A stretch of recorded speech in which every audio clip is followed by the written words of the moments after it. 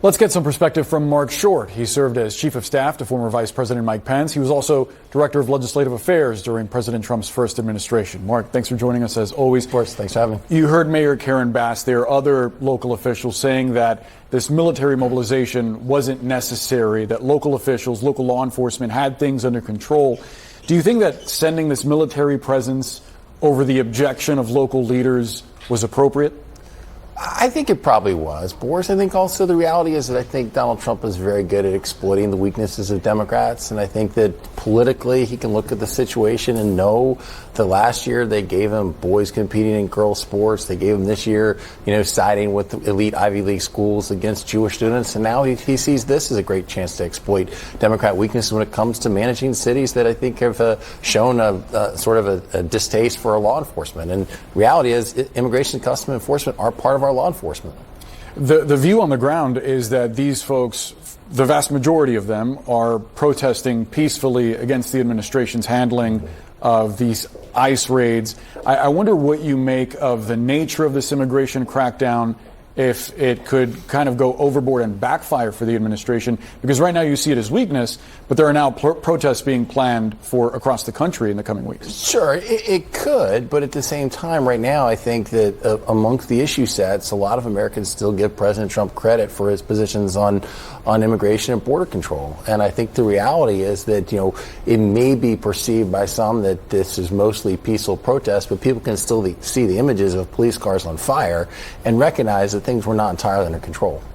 We've had previous Democratic administrations between President Biden and President Obama who deported millions of people, and yet we didn't see the kind of response that we've seen from communities that have watched their loved ones get picked up during raids at Home Depot, for example, or have seen, college students, people that don't have a criminal record, get lined up and processed for deportation. Isn't there a smoother way to handle this? Probably, yeah. I'm not going to disagree with that. I think there's also a reality that, America is part of what has propelled our economy is making sure we're bringing in people who are adding to our labor force. And so I think there could be economic consequences to the policy, too.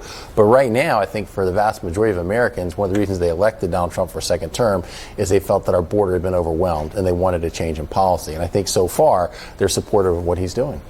Could the administration, though, by mobilizing these federal forces, be setting a precedent that Republicans may someday come to regret under a Democratic president who chooses to do something similar? Sure, it's possible. But I think there's also been precedent here where, George H.W. Bush mobilized the National Guard after the Rodney King riots. And so I think part of a request from the governor. Fair enough. And I think that's the way it should work, is that it should be, as the president himself even acknowledged in 2020, that it should be something the governor requests. But again, I think the president views this as a position of weakness among Democrats is going to show force. And I think part of this also is still a residue of 2020 and feeling that he should have acted, more forcefully in light of the George Floyd riots. And in fact, people forget there were also riots in Portland that year that were pretty significant too.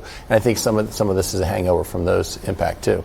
Do you see a hangover from January 6th as well? He's been criticized by Speaker Emeritus Nancy Pelosi for not deploying National Guard on that day. You obviously experienced some of that. Well, rightly so. I think that the administration says that anyone who touches law enforcement will be prosecuted to the full extent of the law and jailed, I think runs pretty counter and hypocritical to the notion that all of those who assaulted police officers were pardoned in the very first week of this administration. And so, yeah, I think that's a big vulnerability, but in some ways, this show of force and standing with law enforcement can sort of help move that chapter into the past. So yes, I agree with you. It is a fairly hypocritical position, but at the same time, I think optically it's beneficial for the Trump administration. Now, I'm curious because you've been in the room for conversations about major policy decisions.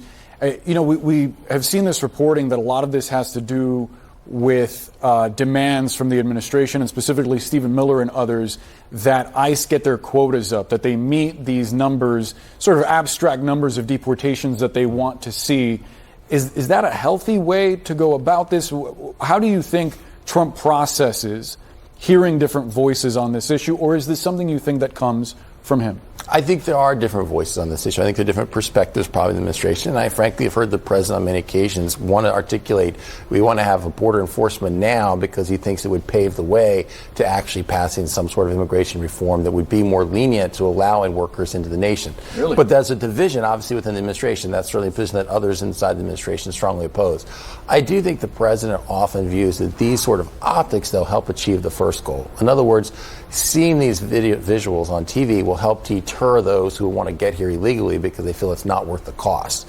And so there is sort of, as you look at the actual number of border crossings being significantly down, in many cases, the images that people see help contribute to that. Marc Short, appreciate you sharing your point of view. Boris, thanks. Thanks.